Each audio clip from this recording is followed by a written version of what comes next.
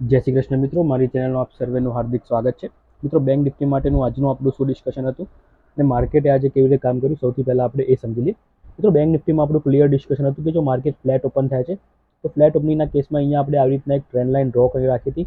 આશા રાખું તમે બી આ પોર્ટલ ઉપર ટ્રેન્ડ લાઇન ડ્રો કરી રાખી હશે. આ ટ્રેન્ડ લાઇન આપણે આ રીતની અહીંયા એક સિમેટ્રિકલ ટ્રાયંગલ આપણે આ રીતે બનાવ્યું હતું અને આપણું ડિસ્કશન હતું કે જો માર્કેટ અહીંયા કંઈક સેન્ટરમાં ઓપન થાય છે તો ઉપરની સાઈડ બ્રેકઆઉટ આપે છે તો આપણે એકદમ લેસ ક્વોન્ટિટીમાં, મેં ક્લિયર કહ્યું હતું, લેસ ક્વોન્ટિટીમાં આપણે સીની પોઝિશનમાં બેસીશું. ટાર્ગેટ્સ આપણે 52,000 સુધીના ટાર્ગેટ્સ લગભગ આપણા ટાર્ગેટ રાખ્યા હતા.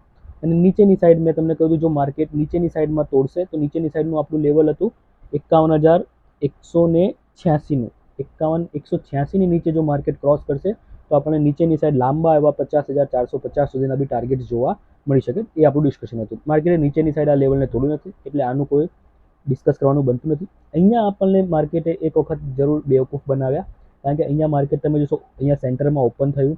માર્કેટ આ જ ટ્રાયંગલમાં 1 2 3 4 5 એ લગભગ પહેલી 25 મિનિટ આ ટ્રાયંગલમાં ટ્રાવેલ કર્યું અને 30મી મિનિટે આ ટ્રાયંગલની બહાર આ ગ્રીન કેન્ડલે ક્લોઝિંગ આપ્યું. એટલે લોજિકલી, એનાલિટિકલી પેટર્નના બેઝ ઉપર આપણો અહીંયા ડેફિનેટલી સીની પોઝિશન બનતી હતી. અને જે મિત્રો અહીંયા સીની પોઝિશનમાં બેઠા હશે એમને કોઈ જ ખોટું નથી કર્યું. આપણે ડિસ્કશન હતું લેસ ક્વોન્ટિટીમાં બેસવાનું હતું. તમે લેસ ક્વોન્ટિટીમાં બેસાવો તો ડેફિનેટલી અહીંયા માર્કેટે આપણો એસએલ લીધો. ઇમિડિયેટલી માર્કેટ આ ટ્રાયંગલમાં રિવર્સ આવી ગયું. તો જ્યારે આપણે કોઈ ટ્રેડ લઈએ છીએ, માની લો કે આપણે ટ્રેડ લીધો, આપણે નક્કી કર્યું કે આ પોઈન્ટની ઉપર આપણે પોઝિશનમાં બેસીશું. આપણે આ પોઝિશનની ઉપર અહીંયા બેસી ગયા. હવે માની લો કે તો આપણો એસએલ શું આવે, જે પોઈન્ટ નક્કી કર્યો હોય એ પોઈન્ટ આપણો એસએલ હોય. હવે માની લો આપણે એન્ટ્રી અહીંયા લીધી, માર્કેટ થોડું ઉપર ગયું ને ઇમિડિયેટલી પાછું આ પોઈન્ટની અંદર આવી ગયું, તો એનો મતલબ એમ થયો કે આપણો આ ટ્રેડ સક્સેસફુલ નથી. તમારે ઇમિડિયેટલી આ પોઈન્ટ ઉપર તમારા એસએલ લઈને તમારે ટ્રેડને ક્લોઝ કરી દેવું જોઈએ. તમારે માર્કેટમાં જો મિત્રો ચોંટી જશો, જો ચોંટી ગયા ને તો તમને લોસ બહુ જ મોટો થશે. 10K, 15K, 30K, 50K, unlimited. કારણ કે રિટેલ ટ્રેડરની સાયકોલોજી હોય છે કે લોસમાં એ નીકળી નથી શકતો. લોસમાં એ ગુંદરની જેમ ફેવિકોલ ચોંટાડેલું હોય ને એમ ચોંટી જાય છે. જ્યારે પ્રોફિટમાં એને નીચે પેલું આગ લાગી હોય એમ કહેવાય ને, ખુજલી ઉપડે. 5 રૂપિયાનું બી પ્રીમિયમ વધશે ને તો એ ખુશી થઈને નીકળી જશે, જ્યારે લોસમાં એ 50 રૂપિયાના પ્રીમિયમ સુધી બેસો રહેશે. આ રિટેલ ટ્રેડરની સૌથી મોટો ડ્રોબેક છે. તો અહીંયા આપણે ડિસ્કશન હતું કે લેસ ક્વોન્ટિટીમાં બેસવાનું હતું. લેસ ક્વોન્ટિટીમાં એટલે માની લો તમે 10 લોટમાં કામ કરતા હો તો 1 લોટમાં લેવાનું હતું. તો 1 લોટમાં અહીંયા તમે ઇમિડિયેટલી જો માર્કેટ અંદર આવે તો તમને મેક્સિમમ 10 પોઈન્ટ બી પકડીને ચાલો તો 150 થી 200 અથવા 300 રૂપિયા, 500 રૂપિયાથી વધારે તમને લોસ આ ટ્રેડમાં નહીં થયો હોય, કારણ કે આપણું ડિસ્કશન લેસ ક્વોન્ટિટીનું હતું. હવે અહીંયા માર્કેટ રિવર્સ આવી ગયું. હવે આપણે અહીંયા હું તમને આ બધું ડિટેલમાં એટલે વાત કરી રહ્યો છું મિત્રો કે તમને આપણે માર્કેટની સાયકોલોજી સમજવાની છે. અને લાઈવ માર્કેટમાં આપણી શું થોટ પ્રોસેસ હોવી જોઈએ એ હું તમને સમજાવવા માંગુ છું. સી, આગલા દિવસે તમને કોઈ ગમે તેટલું ટ્રેડ કરી દે, આમ કરીશું તેમ કરીશું, પણ લાઈવ માર્કેટમાં તમારી થોટ પ્રોસેસ કેવી છે એ કેવી રીતે ડેવલપ થશે કે તમે એને પ્રેક્ટિસ કરો, તમે એને સમજો, પ્રોસેસને સમજો કે કેવી રીતે કરવાનું હોય. અહીંયા આપણો એસએલ હિટ થઈ ગયો, માર્કેટ નીચે આવી ગયું. તો અહીંયા હવે કોઈ ટ્રેડ બનતી નથી. હવે આપણે વેટ એન્ડ વોચ કરવાનો છે. હવે નેક્સ્ટ ટ્રેડ ક્યારે બને કે માર્કેટ નીચેની સાઈડ આપણું જે આ લેવલ હતું એને બ્રેક કરે. માર્કેટ એને નથી કર્યું, માર્કેટ ફરી ઉપર આવવા લાગ્યું. હવે સી, એક વખત આપણે આ ટ્રાયંગલ બનાવ્યું, એક વખત અહીંયા બ્રેકઆઉટ આપી અંદર આવી ગયું, તો હવે આ ટ્રેન્ડ લાઇનનો કોઈ ઇમ્પોર્ટન્સ રહેતો નથી, કારણ કે માર્કેટે આને કોઈ રિસ્પેક્ટ આપ્યો નથી. હવે એનો તો આપણો નેક્સ્ટ કોલની પોઝિશન ક્યારે બને, જે પોઈન્ટથી માર્કેટ રિવર્સ થયું હોય એ પોઈન્ટથી ઉપર બને, એટલે અહીંયાથી બને. દેટ્સ મીન કે જ્યાં સુધી આ પોઈન્ટની ઉપર માર્કેટ ના નીકળે ત્યાં સુધી આપણી કોલની પોઝિશન બને નહીં. હું તમને એક વખત બધું ક્લીન કરીને બતાવું કે માર્કેટ કેવી રીતે કામ કરે છે. તમે જો આ કેન્ડલ ઉપર આપણી બનતી હતી એન્ટ્રી, અહીંયા આપણો એસએલ લઈ લીધો. તો હવે જ્યાં સુધી આ પોઈન્ટને માર્કેટ ક્રોસ ના કરે ત્યાં સુધી આપણી કોઈ જ કોલની પોઝિશન બને નહીં. હવે અહીંયા આપણી કોલની પોઝિશન આ કેન્ડલમાં બની, કારણ કે માર્કેટે આ ગ્રીન કેન્ડલે આની ઉપર ક્લોઝિંગ આપ્યું. તમે જો અહીંયા તમે એન્ટ્રી લીધી હશે ફરીથી કોલમાં, તો માર્કેટે અહીંયાથી તમને કોઈ ખાસ મોમેન્ટમનો નહીં પણ એક છેલ્લે એક સ્પાઇક આપીને એટલીસ્ટ તમારો લોસ રિકવર કરીને તમને થોડો ઘણો પ્રોફિટ તો માર્કેટે દેખાડ્યો હશે. લોસ રિકવર પ્લસ પ્રોફિટ, કોઈ ખાસ ટ્રેડ નહીં કહું, કારણ કે માર્કેટ સ્લોલી એન્ડ સ્ટેડીલી કાચબાની ગતિએ વધી રહ્યું હતું, એટલે કોઈ ખાસ પ્રીમિયમમાં ખાસ વધારો દેખાય નહીં હોય.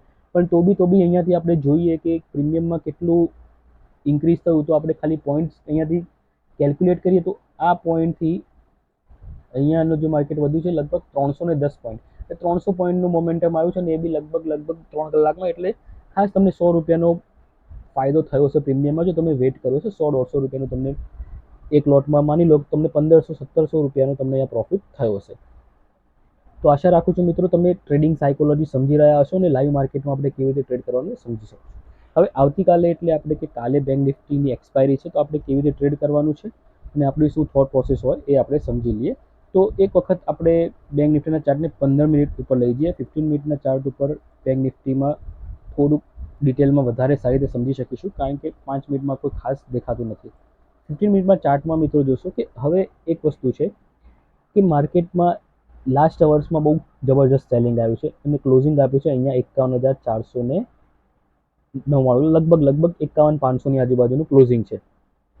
આપણા માટે સૌથી બેસ્ટ વસ્તુ શું હોઈ શકે કાલના માટે? મારા માટે સૌથી બેસ્ટ વસ્તુ એ છે કે માર્કેટ ગેપ અપ ઓપન થાય અને ગેપ અપ ઓપન થાય નિયર 51,780. હવે આ લેવલ મેં કેવી રીતે કાઢ્યું એ બી હું તમને સમજાવી દઉં. 51,780 કેમ ગેપ અપ અને કેમ મારા માટે બેસ્ટ રહે? તો એની બે રીઝન છે. એક કે અહીંયાથી આપણે એક ટ્રેન્ડ લાઇન ડ્રો કરીશું, એને અહીંયા મેચ કરીશું, આ રીતે એક ટ્રેન્ડ લાઇન રાખીશું. ઓકે. સેકન્ડ વસ્તુ, અહીંયાથી આપણે એક હોરિઝોન્ટલ લાઇન બી ડ્રો કરીએ એટલે પરફેક્ટ આવે. અને અહીંયા આપણે આ હોરિઝોન્ટલ લાઇન ડ્રો કરી દઈશું 51,780ની આજુબાજુની. યસ, આ હોરિઝોન્ટલ લાઇન, આ એક રેઝિસ્ટન્સ પોઈન્ટ છે. તો અહીંયા આપણા માટે સૌથી બેસ્ટ છે કે જો માર્કેટ અહીંયા ગેપ અપ ઓપન થાય છે ક્યાંક ને ક્યાંક 51,780નો, તો આ રેઝિસ્ટન્સ બી આવે છે 51,780નો પ્લસ ટ્રેન્ડ લાઇન રેઝિસ્ટન્સ, એટલે ડબલ રેઝિસ્ટન્સ છે. ડબલ રેઝિસ્ટન્સ છે તો માર્કેટમાં ચાન્સીસ છે કે અહીંયાથી એક ફોલ આવી શકે. જેવો આવો અહીંયા ફોલ આવ્યો એવો અહીંયા માર્કેટ ફોલ આપી શકે અને ફોલ અહીંયા લગભગ 51,300 સુધી કન્ટિન્યુએશનમાં આવી શકે છે. તો આપણા માટે સૌથી બેસ્ટ કે માર્કેટ અહીંયા ગેપ અપ ઓપન થાય. જેવું માર્કેટ આ ટ્રેન્ડ લાઇનની ઉપર નીકળે તો આપણે આપણી પીની પોઝિશનમાંથી નીકળી જવાનું છે.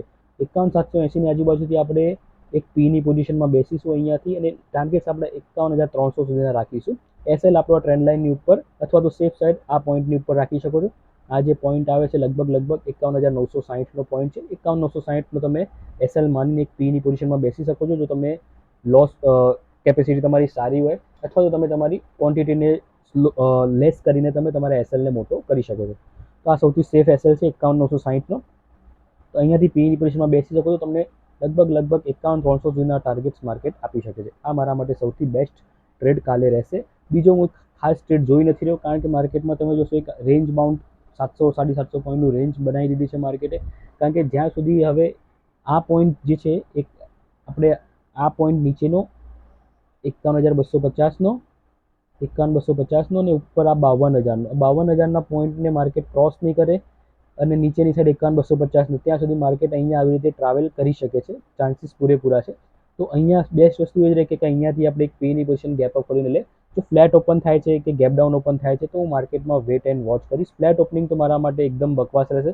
ફ્લેટ ઓપનિંગના કેસમાં હું માર્કેટમાં ઇગ્નોર કરીશ. જો માર્કેટ ફ્લેટ ઓપન થાય છે તો નો ટ્રેડ, એ મારા માટે નોન ટ્રેડિંગ ઝોન રહેશે. કારણ કે પછી ઉપરની સાઈડ ને નીચેની સાઈડ બંને સાઈડ માર્કેટ સાઈડ બે મોમેન્ટમ આપી શકે છે. 100-200 પોઈન્ટ ઉપર જશે, 100-200 પોઈન્ટ નીચે આવશે. આ રીતે માર્કેટની એક્સપાયરી છે તો પ્રીમિયમ ફટાફટ ડીકે થશે. સૌથી બેસ્ટ આપણા માટે માર્કેટ ગેપ અપ ઓપન થાય અથવા માર્કેટ મોટું ગેપ ડાઉન ઓપન થાય. જો મોટું ગેપ ડાઉન ઓપન થાય છે તો આપણે એટલીસ્ટ અડધો કલાક 30 મિનિટ 45 મિનિટ માર્કેટમાં વેટ કરીને પ્રાઇસ એક્શનના બેઝ ઉપર આપણે ટ્રેડ લઈ શકીએ છીએ. એ બધું લાઈવ માર્કેટમાં ડિસાઇડ થઈ શકે, કારણ કે માર્કેટનું ઓપનિંગ સૌથી મોટું ઇમ્પોર્ટન્ટ છે કે માર્કેટ ઓપન ક્યાં થાય છે. તો આશા રાખું છું મિત્રો આજનું એનાલિસિસ તમને ગમશે. વિડીયો ગમે તો ચોક્કસ તમે લાઇક કરજો, ચેનલને સબસ્ક્રાઇબ કરજો. Thank you. જય શ્રી કૃષ્ણ.